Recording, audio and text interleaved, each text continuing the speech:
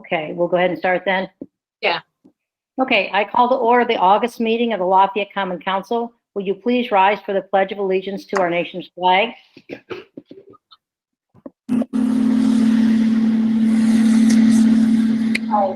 Pledge allegiance to the flag of the United States of America and to the republic for which it Stands and one one nation, God, under God, indivisible, indivisible, with liberty with liberty and and justice justice for for all. all. Okay. Will the clerk conduct a roll call, please? Heidi? Blinker? here. Reynolds? Here. Campbell? Here. Brown? Here, Allersmeyer? Here. Williamson? Downey? Here. Nargi? Here. Quorum present. Madam President, I move that the meeting be put in recess for the purpose of a public hearing. Okay, and Mr. Brown? Second. And roll call? Heidi? Aye. Blinker? Aye. Reynolds? Aye. Campbell? Aye. Brown? aye. Allersmeyer? Aye. Downey? Aye. Recess approved. Okay, the public hearing is on Resolution 2020-14. Want me to read that in, Nancy? Yeah, yeah. Okay. A resolution declaring the designation of a certain real estate as an economic revitalization area and approving the application for property tax abatement, Subaru of Indiana Automotive Incorporated personal property. Okay. Did we have any email or any correspondence concerning this public hearing? There's none. Okay, now, is there somebody online about this public hearing? No, I haven't received any phone calls either. Okay, so there's been no comment, whatever, on the public hearing. Okay, so we'll need to reconvene the council meeting. Mr. Campbell? I move that we reconvene for the purpose of carrying out the city business. Okay, and Mr. Downey? Who? Did he second? Oh, I second. Okay, second. And roll call? Heidi? Aye. Blinker? Aye. Reynolds? Aye. Campbell? Aye. Brown? Aye. Allersmeyer? Aye. Downey? Aye. Motion passes to reconvene. Okay, reconvened. Okay. You've received the minutes for the July meeting. Are there any corrections or comments? I move those minutes be approved as communicated. Okay, and Mr. Clinker? I'll second that. Okay, roll call. Heidi? Aye. Blinker? Aye. Reynolds? Aye. Campbell? Aye. Brown? Aye. Allersmeyer? Aye. Downey? Aye. Minutes approved. Okay, presentation and disposal of claims. There are none. Presentation of petitions and communications. There are none. Reports of city offices on file with the clerk's office. Waterworks Department monthly June, Fleet Maintenance monthly June, Police Department monthly June, and Renew Department monthly June. Okay, and those were reviewed at City Hall. What noon? And 2 to 4:30. Those are the hours? Correct. Okay. All right, ordinance for second reading, ordinance 2020-21. An amendment to ordinance number 2020-11 establishing a local Vickery Norris Dixon 1675 Main Street Historic District in the city of Lafayette, Indiana. Okay, Mr. Reynolds? I move to hear and approve ordinance 2021, 2020-21. Okay, and Mr. Holzmeyer? Second. Okay. Good evening, John Collier here from the Economic Development Office. This is the second reading for two new local historic districts. The first is the local Vickery Norris Dixon at 1675 Main Street. You have all the information before you. If you have any questions, I'm happy to answer them. The Historic Preservation Commission did approve this unanimously in its recommendation for you all to review at their June 29th meeting. So I would appreciate the commission or the council's support. Could I ask for an explanation of the term of vicary? Yes, Vickery is the original property owner's name for that house. Thank And you.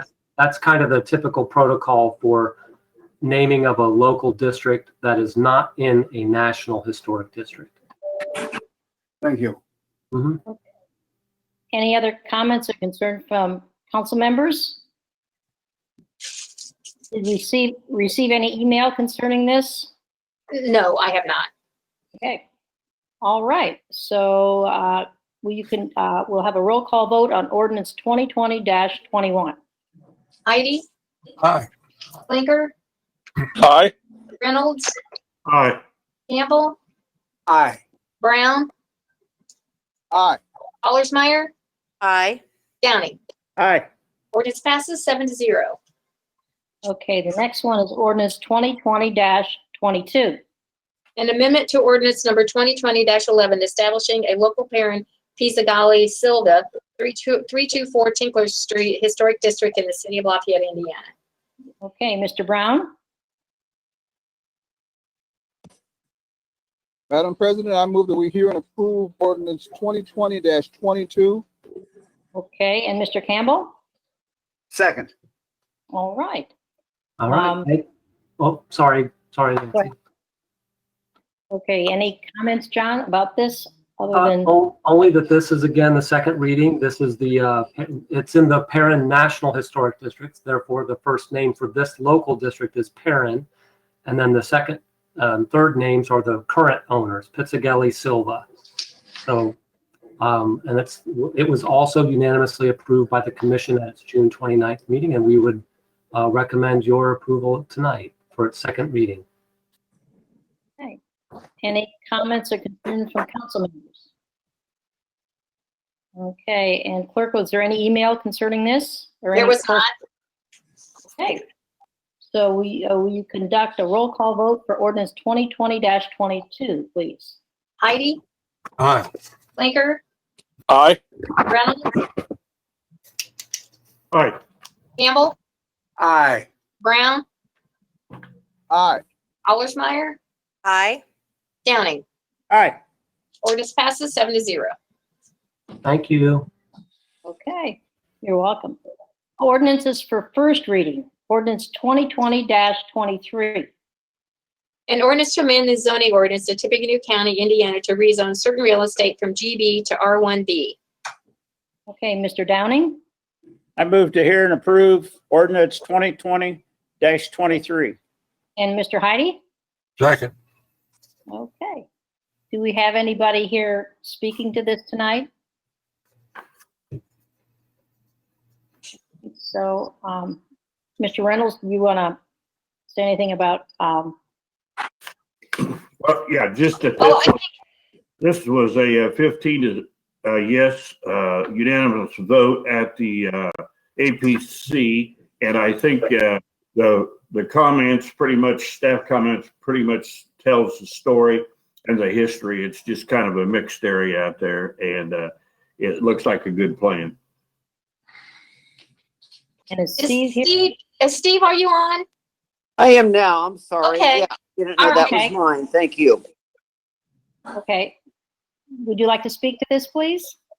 I just have two houses on that property and I'm hoping to sell each one. So this is a first step in the rezoning from GB to R1B. And then I'm hoping to do a minor subdivision next month so that each property will stand on its own. Okay, thank you. Any questions or comments from council members? Any comments from email? No, I received none. Received none. Okay, hearing no questions or comments, will clerk conduct a roll call vote on ordinance 2020-23. Heidi, Aye. Blinker, Aye. Reynolds, Aye. Campbell, Aye. Brown, Aye. Allersmeyer, Aye. Downing. Aye. Ordinance passes 7-0. Okay, great. Okay, ordinance 2020-24. An ordinance amending chapter 11.03 alarm systems. Okay, Mr. Clinker, I move that we hear ordinance 2020-24 on first reading. and Mr. Reynolds? I second. Okay, was there anybody that was going to speak to this? Yes, ma'am. Yeah. Chief Lanley, Lafayette Police Department. Just to give you a quick overview, about 4 years ago when we partnered with a firm called Cry Wolf, which is an alarm monitoring service. They assist us in billing alarm users for false alarms for false response from the police department. It was a significant issue for us. The goal of using that business was not necessarily to generate revenue, but to reduce the amount of responses to false alarms. It has been effective over the course of 4 years. I apologize, I don't have the exact numbers with me, but I can make those available to you. I can give you the 4-year data. We've reduced our responses to false alarms by 40%, which is right about where they have had success with other municipalities around the country that do that. One of the issues that we've had is our ordinance is pretty old. I mean, for the most part, it was effective, but it's pretty dated. And one of the issues is the billing cycle for a false alarm was 15 days. And most modern businesses run on a minimum of a 30-day billing cycle. So companies were being billed for a false alarm and they weren't receiving it within 15 days, or they were receiving it prior to the 15 days. So they were getting a late fee notice before they even had a chance to pay the initial fee. So we wanted to extend the time frame to allow businesses and homeowners plenty of time to either submit any type of notice for a deference for a false alarm, or just to give them plenty of time to pay it. So that was really the main change we made. We also had Matt Guard, our lieutenant in our administrative services division, look around the state to see what other municipalities were charging for alarm monitoring fees, and we found that fee varies greatly, anywhere from $100 up to $1,000, depending on where you are. So we just tried to pick a fee that was similar to municipalities the same size as us, similar in size to us, so that we've changed and made a request to go from the $150 a year to $300 a year to register as an alarm owner or a alarm provider. And just a real quick note on that, since this ordinance was originally established in the late 80s, the home monitoring business has become a boom. And where there used to be maybe just a handful of companies that were doing this, we now at the city have close to 50 different alarm providers that are operating inside of the city, most of which weren't aware of this ordinance and weren't paying the fee. And what winds up happening there is if you have a company where a homeowner purchases this monitoring service, they have it installed in their house, and then the alarm goes off. The monitoring service then calls the police department to ask for a police response. And so we've become the de facto response arm for for-profit alarm companies. And another reason why the number of in particular false alarms that we are responding to was going up every year. It was going year over year, literally thousands of false alarm responses every year. So we wanted to make sure that was more in line with what others were doing in the state. And I think that's a very fair number that we've settled on. And happy to answer any questions that anyone might have, but I think that sums it up. I just have one, Chief. This only affects alarm companies, not private homeowners who may have Ring or anything like that. Only if their service is going to request a response from the police department. So people that have Ring typically, I think Ring might actually have an option where you can do that, where the service would automatically would call the police. So if they try to call you and you don't answer, then they immediately dispatch the police. So that would require them to register as an alarm provider in the city. The company, the individual. The company, yes. Okay. But no, if you just want to have, anyone can set up their home alarm system that's going to protect their home. And a lot of people do that now because you can have those that connect directly to your smart devices and other things. Right. But the only people are required are the ones that generate a potential for an automatic response from the police. Yeah, well, that's what I was wondering, because mine's just to our family, and that's the cameras and everything. So, okay, well, thank you. Any other questions? I have a question for the chief. If somebody comes in, trips their alarm, they call you guys and say, no, hey, it was a false alarm. I tripped my alarm. I'm shutting it off. Is there a time period where they would not get a charge, or what's the rule there?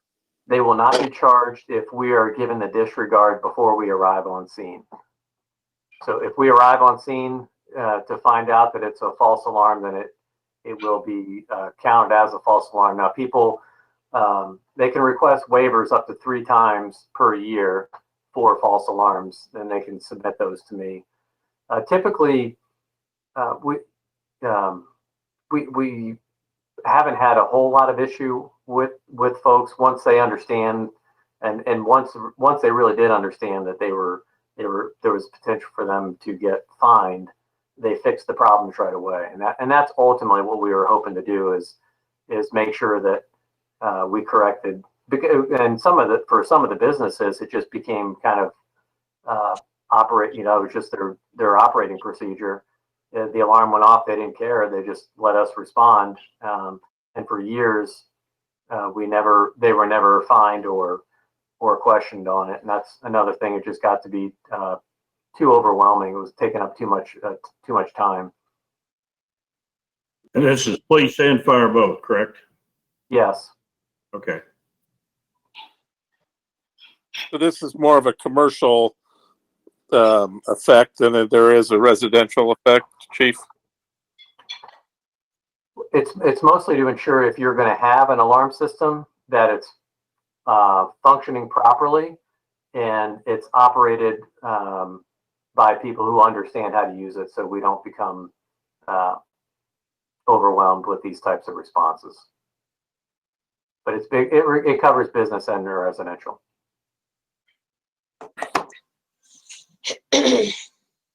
Okay, any other questions from council members? Any email or correspondence about this ordinance? There was none. There was not. Okay, well, somebody has a comment? Okay, so will the clerk conduct a roll call vote on ordinance 2020-24? Heidi, Aye. Blinker, Aye. Reynolds, All right. Campbell, Aye. Brown, Aye. Allersmeyer, Aye. Downey. Aye.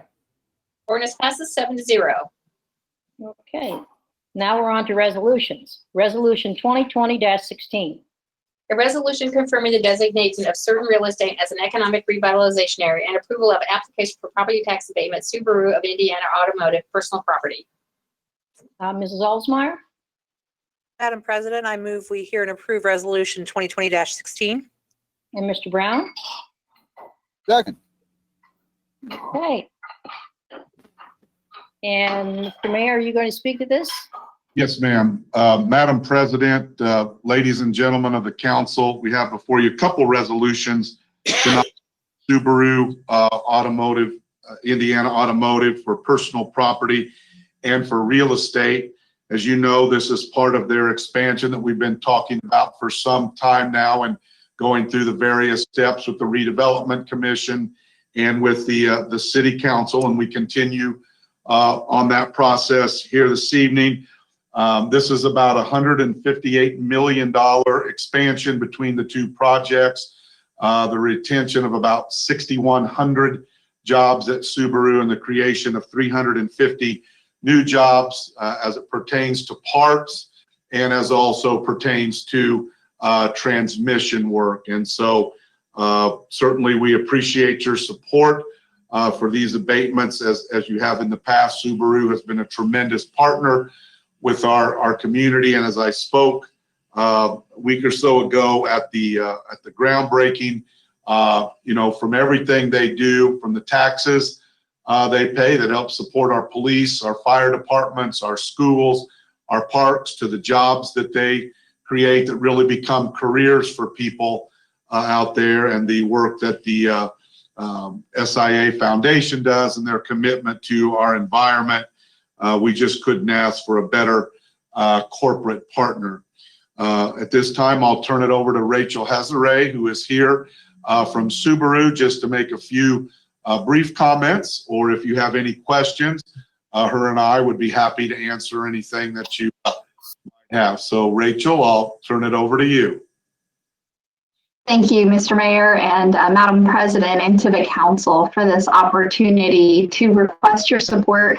As the mayor indicated, we are requesting support from you for tax abatements for both real and personal property associated with our $158 million investment. As we've discussed previously, the most significant aspects of this project is bringing assembly of transmissions to SIA for the first time in the company's history.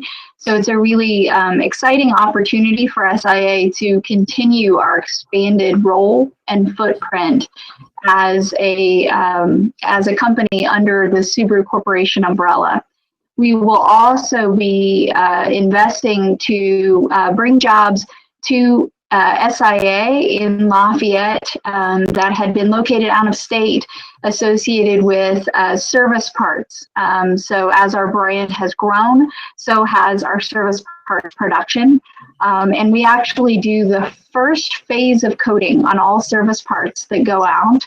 And then retailers and other secondary markets can then do the final coats on those service parts for any vehicles that might be in need of any body work. So as the mayor kindly indicated, this investment is also associated with the creation of 350 new jobs. We anticipate that those jobs will begin in production. But we also know with as many as 350 new jobs, we will be creating positions in leadership as well to help support all of those new employees at SIA. The timeline for the project is beginning very soon. As the mayor indicated, we had our groundbreaking last week, and we anticipate the final portions of this investment will be complete by the middle of 2023. So if you have any questions, I'd be pleased to answer them for you. Okay. Any questions from council members? Okay. Was there any public comment about this? There was none. There's none. Okay. Any questions, Rachel? Okay. Will the clerk conduct a roll call vote on Resolution 2020-16? Heidi? Aye. Blinker? Aye. Reynolds? Aye. Campbell? Aye. Brown? Aye. Allersmeyer? Aye. Downey? Aye. Resolution passes 7-0. Okay. Next is Resolution 2020-17. A resolution approving a deduction for tax abatement in an economic revitalization area, real estate, Subaru of Indiana Automotive. Okay. Mr. Campbell? I move for passage of resolution, 2016 on first and final reading. Okay. 2020-17. Okay. Oh, I'm Correct. sorry. See, That's mine okay. is 16. Go ahead. Okay, and Mr. Downing? Second. Okay. Any other comments or questions about this resolution? Madam President, I'd be happy to answer any questions. If any of the council members would have those, we would appreciate your support on this. Again, it's, if this is a tremendous opportunity, sometimes people forget also that we have Toyota to show here in the community. We have Heartland Automotive, which is Shigeru. In Japan, we have Sano. So we have suppliers here, and bringing this parts work and this additional transmission work only strengthens that network we have here in the community and that relationship with SIA and our sister city, OTA. And this is just a tremendous opportunity. Any questions from council members? Do we have any public comment on this resolution? There was none. Okay, hearing none, will the clerk conduct a roll call vote on resolution 2020-17? Heidi? Aye. Clinker? Aye. Reynolds? Aye. Campbell? Aye. Brown? Aye. Allersmeyer? Aye. Downing? Aye. Resolution passes 7-0. Okay, reports of standing committees. Thank you all very much for your support. Forgive me. Thank you. Okay, any reports of standing committees? Reports of special committees? Report by the mayor? No. Okay, reports from councilmen? Council people? Is there any public comment? Any email or communication on public comment? I received none. Okay, so we need a motion to adjourn. Mr. Heidi? I move to adjourn. Mr. Reynolds? Second. And roll call. Heidi? Pardon me? Heidi? Here. Okay. Clinker? Aye. Reynolds? Aye. Campbell? Aye. Brown? Aye. Allersmeyer? Aye. Downing? Aye. All right. Meeting adjourned.